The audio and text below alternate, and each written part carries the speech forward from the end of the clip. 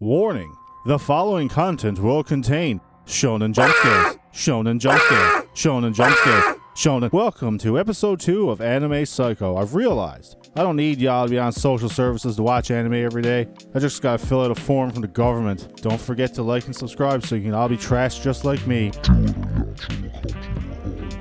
It's gonna get spooky now. Remember when this kept you up at night? Remember when you claimed spooky ghosts did this to your bedroom? Well, we've come a long way, because now we're in this territory. Now, that's... You'd win every costume contest easy with that look. Whew. Well, with October around the corner, let's talk about some horror and gothic / Halloween themed anime. Recently, I began watching Shiki, and I feel horrible I slipped on it as long as I have. I'm only 2 episodes in, but so far it's fantastic. Any shows with this dude performing the theme, you know it's gonna be good. Like this. What happens when you play Castlevania and listen to Typo Negative nonstop. But, you know, aside from that, let's ask, what is horror anime? What is it? Is this horror? Is this horror? This is horror. Is this horror? What about this? Side note, that dude just takes bong rips every day before he goes to class. Listless my shonen jump scares. Usually this time of year, I like to watch Witch Hunter Robin, aka Don't Mess with Vespa Chicks. Another one I like to watch is Hellsing, or as I like to say to my non-anime loving friends, this is what happens when you combine a vampire with Ozzy Osbourne with the mentality of Rick Sanchez. We also can't forget everyone's favorite potato chip eating emo wannabe Gap Kid, none other than Light Yagami of the family classic Death Note. Light and his sidekick Ryuk, they just go on crazy quacky adventures, killing off whatever Light doesn't seem fit. Very similar to how a Shakespeare play would be, with a tragic hero who starts off with good intentions, then he gets corrupt over time.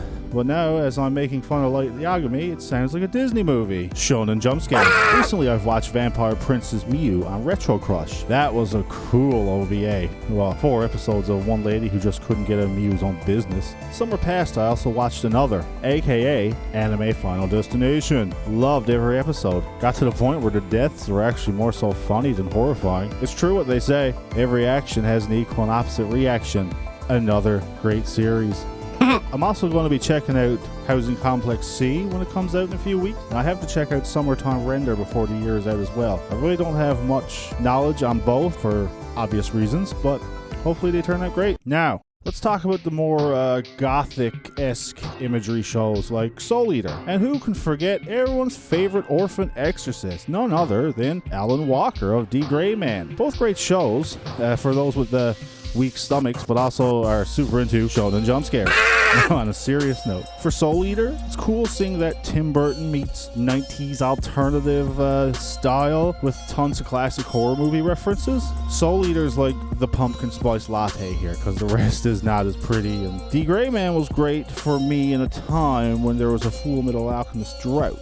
The Millennium Earl on d.gray-man does shit the victims that like Cannibal Corpse or Jig Eye couldn't even conjure in their own songs. Let's move on to When Being a Bro Chad Goes wrong. All I'm saying, dude had it coming. No good comes from what he did. Up next we have the Dawn of the Dead High School Musical crossover, aka High School of the Dead. Strange, I never actually fully completed this one, but I should make a point to watch it, as I purposely watched it so I wouldn't have to watch The Walking Dead with my friends, which to this day I still haven't seen an episode of The Walking Dead. Win-win. Up next, we have Sailor Moon meets I Spit on Your Grave. Hell girl. This girl does fight evil by moonlight, but she ain't winning no love in daylight. It's a shame, because it's so hard nowadays to even find DVDs of this. Not really available anywhere unless you want to get into the pirating game, which I do not endorse. But you know, if you live in a country with no death penalty, a life sentence is a lot shorter than eternity in hell with this chick. We haven't really talked about any psychological horror yet.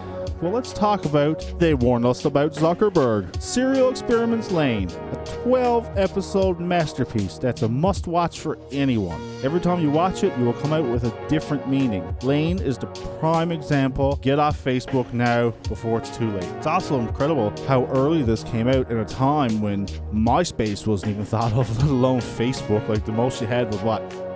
ICQ, maybe? Yeah, I'll go with that. I know you're thinking he's probably going to start talking about Made in Abyss this episode, but let's wait till season 2 is over, because like I said, Made in Abyss is an entity of its own. But let's talk about one more. Let's save the best for last. Let's not talk about it. Let's just bask in the glory of pictures. Ooh. Ah. Ugh. Ooh. Ooh. Ooh. Well, that's it for me, folks. Hope you enjoyed yourself by listening to me half explaining all these great horror animes, but here's some honorable mentions. And yes, I'm aware I didn't mention. Here they are. Yeah. Ooh, yeah. Yeah. Ooh. Yeah. Ooh. Yes. Yes. Anyway, that's off Shonen Jump Scares.